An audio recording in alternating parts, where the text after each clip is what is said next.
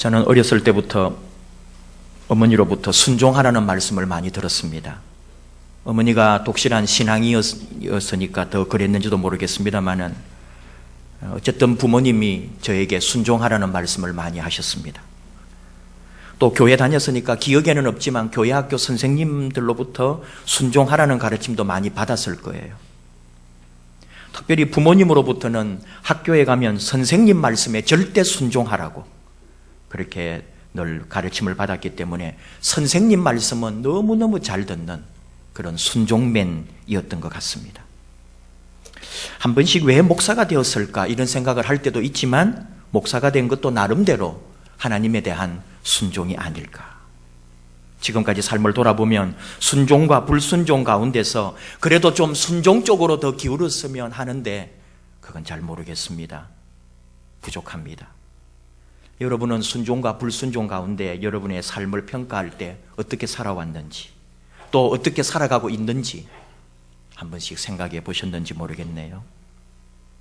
요즘은 순종이라고 하면 참 캐캐묵은 이야기를 하고 있구나 그런 느낌을 받습니다. 대체로 교회에서 비판하거나 묻지도 말고 따지지도 말고 목회자나 교회 방침에 순종하라고 합니다. 우리 모두가 교회 생활을 하면서 자연스럽게 가지고 있는 교회에 대한 선입견입니다. 그래서 교회에 거부감을 가진 사람도 있습니다. 부모에게 순종하라 또는 선생님께 순종하라 이런 말을 듣는 중고생들은 픽 웃어버립니다.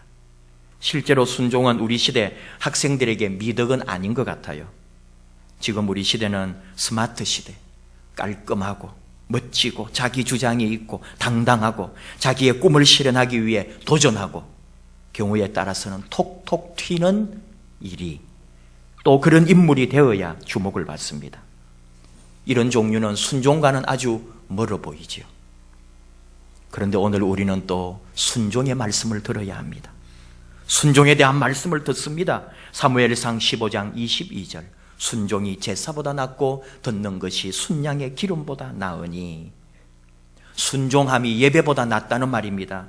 듣는 것, 청종하는 것이 많은 헌금을 하는 것보다 낫다는 말입니다.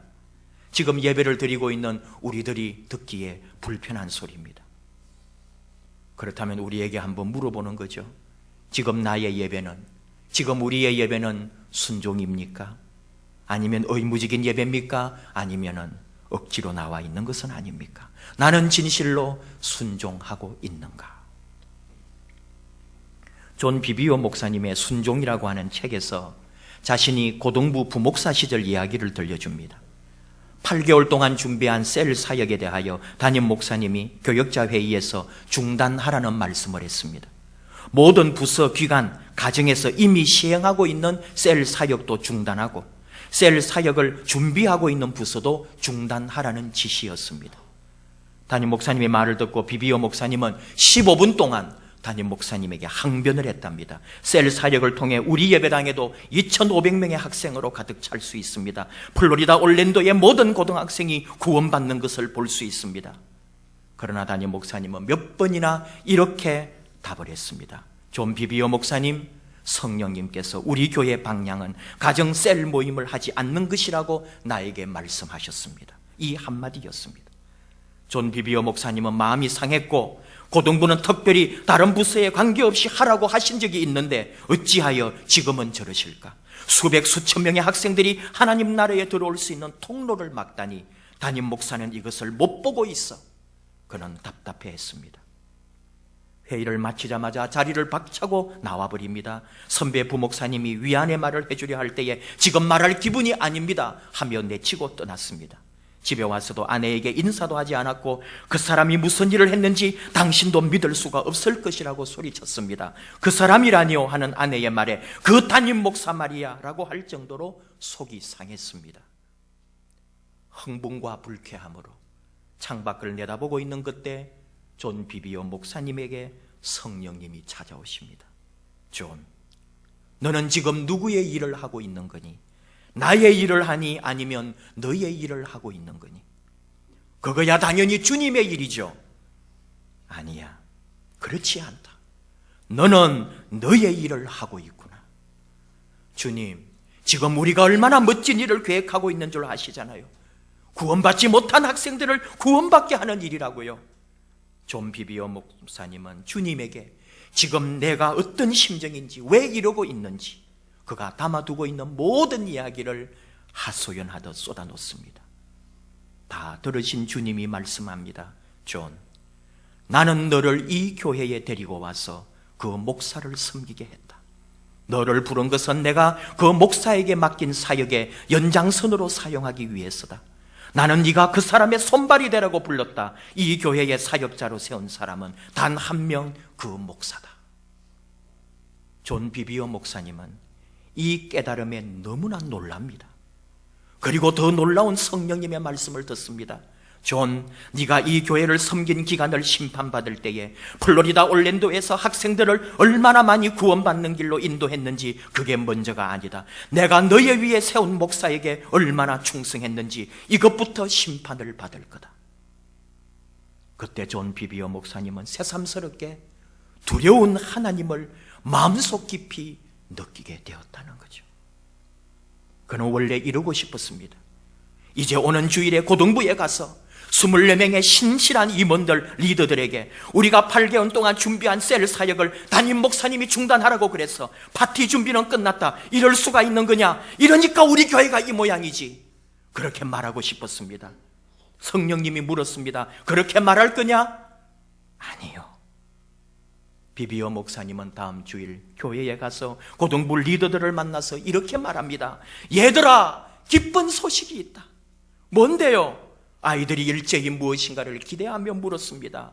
하나님께서 우리를 구해 주셨어. 잘못했으면 하나님 뜻이 아닌 것을 하려고 했는데 성령님께서 담임 목사님을 통해 우리가 하던 셀 모임을 하지 말라고 하셨어.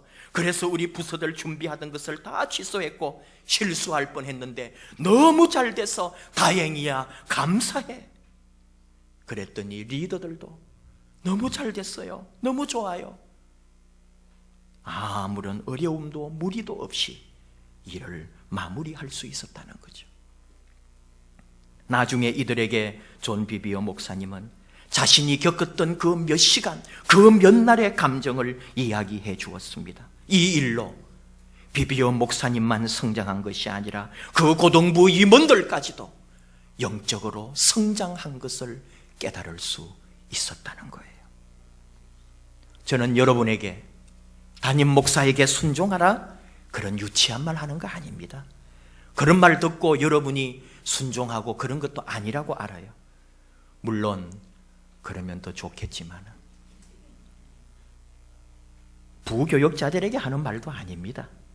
순종이라는 책을 통해 여러분과 함께 나누려고 해서 인용한 것뿐입니다. 저는 저를 돌아봅니다. 저의 부목사 시절을 돌아보며 마음이 저리고 아팠습니다. 담임 목사님에게 순종하지 못했던 시간들이 분명히 있습니다. 진심으로 담임 목사님을 돕지 않았습니다. 도리어 목사님에게 불만 있는 성도들과 함께 목사님 뒤에서 흉을 보았습니다. 같이 비판하고 어떤 때는 너무한다고 투덜거렸습니다. 이런저런 저의 부목사 시절을 바라보고 생각하고 떠올리면서 한때 제가 모셨던 담임 목사님들을 생각했고 하나님 앞에서도 진심으로 부끄러웠습니다. 사울 왕은 하나님이 원래 기뻐했습니다. 그래서 왕위를 주었습니다. 착하고 순종하고 겸손했습니다. 남 앞에 나서기를 부끄러워할 정도로 자신을 낮추는 괜찮은 사람이었습니다. 그런데 권력은 그를 변질시켰습니다. 하나님을 두려워하지 않고 제사장까지도 무시하려고 했습니다. 오늘의 표현으로 하면 하나님에게 불순종했습니다. 사무엘 사사에게 불순종했습니다. 오늘 말씀 앞 사무엘상 15장 11절 하나님의 말씀입니다. 내가 사울을 왕으로 세운 것을 후회하노니 그가 돌이켜서 나를 따르지 아니하며 내 명령을 행하지 아니하였음이니라. 나를 따르지 아니하고 내 명령을 행하지 아니하는 것, 바로 불순종, 순종하지 않음입니다. 하나님은 시인의 고백을 통해서도 말씀하십니다. 시편 51편 16절 17절 주께서는 제사를 기뻐하지 아니하시나니 그렇지 아니하면 내가 드렸을 것이라. 주는 번제를 기뻐하지 아니하시나이다. 하나님께서 구하시는 제사는 상한 심령이라. 상하고 통회하는 마음을 주께서 멸시하지 아니하시리이다. 상하고 통회하는 마음, 상한 심령, 하나님 앞에 자기를 철저하게 내려놓는, 하나님에게 자신을 내맡기는 마음, 하나님만 의지하는 사람, 하나님을 순종하는 사람을 하나님은 기뻐하신다고요. 우리는 하나님의 기쁨이 되고 싶습니다. 하나님의 말씀을 통해 이스라엘의 역사, 인류의 역사를 돌아보면 모든 것이 불순종의 역사라는 것을 알게 됩니다. 인류의 첫 범죄를 기록하고 있는 창세기 3장, 제가 가진 성경에 소제목이 붙어 있는데 사람의 불순종과 하나님의 심판이라고 되어 있습니다. 하나님이 먹지 말라 하신 선악을 아는 열매를 따먹은 행위를 불순종이라고 정의한 거잖아요. 최초의 인간이 저지른 죄는 하나님과 같아지려고 한 교만의 죄, 바로 불순종이었습니다. 이후에 아브라함을 비롯한 이스라엘의 역사는 하나님의 말씀에 대한 순종과 불순종에 대한 연속의 역사입니다. 이스라엘 왕조사도 하나님의 말씀에 순종하느냐 불순종하느냐, 여기에 따라 왕과 민족의 역사가 판가름 났습니다. 위기의 시대마다 등장한 예언자의 사명도 하나님의 말씀에 순종하도록 돌아오게 하는 일이었습니다. 예언자들은 외칩니다. 너희는 하나님의 말씀에 귀를 기울이라. 하나님의 말씀을 들어라. 하나님의 말씀에 순종하라. 말씀을 지키라. 하나님에게 순종하라고 예언자들은 외쳤습니다. 설교를 준비하는데 하나님도 순종하셨구나, 이런 묵상이 되었습니다.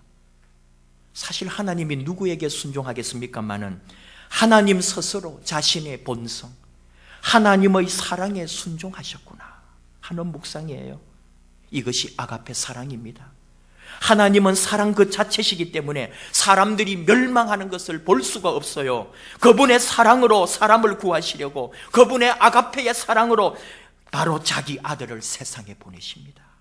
그리고 십자가에 달아 인류의 죄를 대신하게 하시는 거예요. 하나님의 사랑, 희생적 사랑, 자기 포기의 사랑, 하나님은 사랑의 본성, 바로 자기 자신의 사랑 앞에 순종한 거예요. 순종이라고 하면 우리는 예수님을 떠올립니다. 예수님이 모델입니다. 빌립보서 2장에서 사도 바울을 통해 예수님에 대하여 고백하게 하시잖아요. 너희 안에 이 마음을 품으라, 곧 그리스도 예수의 마음이니 그는 근본 하나님의 본체시나 하나님과 동등됨을 취할 것으로 여기지 아니하시고 오히려 자기를 비워 종의 형체를 가지사 사람들과 같이 되셨고 사람의 모양으로 나타나사 자기를 낮추시고 복종하기까지, 죽기까지 복종하셨다고요. 십자가에 죽으신 것은 바로 자기를 낮추고 죽기까지 복종한 순종, 완전한 순종입니다. 예수님 순종의 절정은 십자가 사건입니다.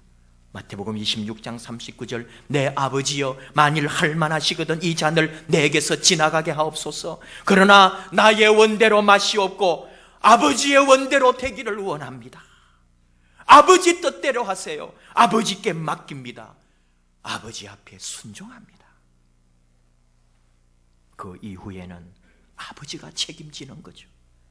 예수님 다시 살아납니다. 영원한 생명을 누립니다. 빌립보서 2장에서 바울이 또 고백합니다. 이름으로 하나님이 그를 높여 모든 이름 위에 뛰어난 이름을 주시고 하늘에 있는 자들과 땅에 있는 자들과 땅 아래에 있는 모든 자들에게 예수의 무릎에, 그 앞에서 꿇게, 그 예수의 이름에 무릎을 꿇게 하신다고요. 모든 입으로 예수 그리스도를 주님이라고 시인하게 하신다고요. 사울 왕을 통해 우리는 배워야 합니다.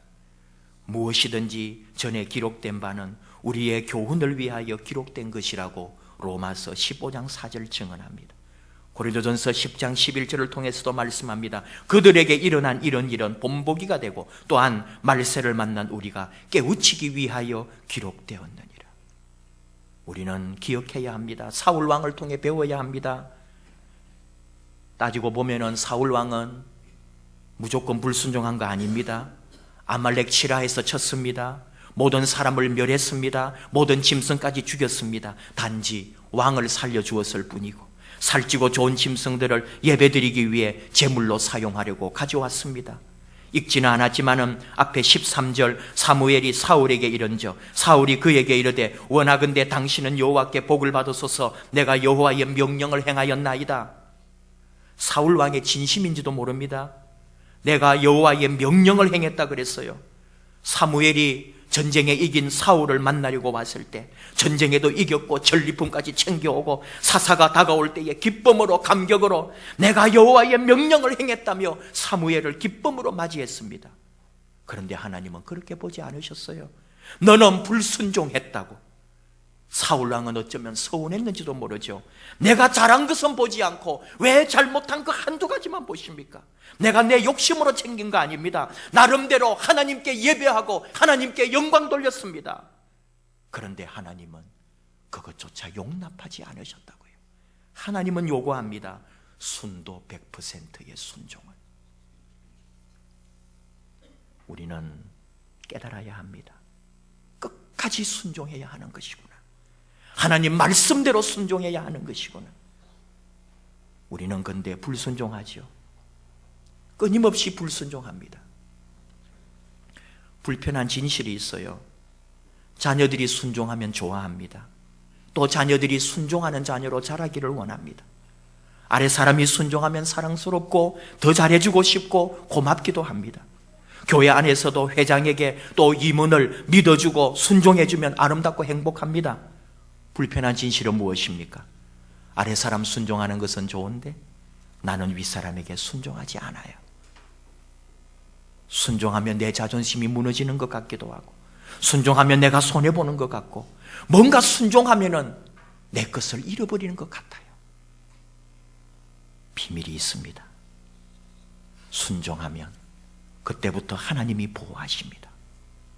내가 이 세상의 권세 앞에 하나님의 질서 앞에 순종할 때 내가 섬겨야 될 사람 앞에 순종할 때 그 다음부터는 하나님이 나를 먹이고 입히고 하나님이 나를 책임집니다.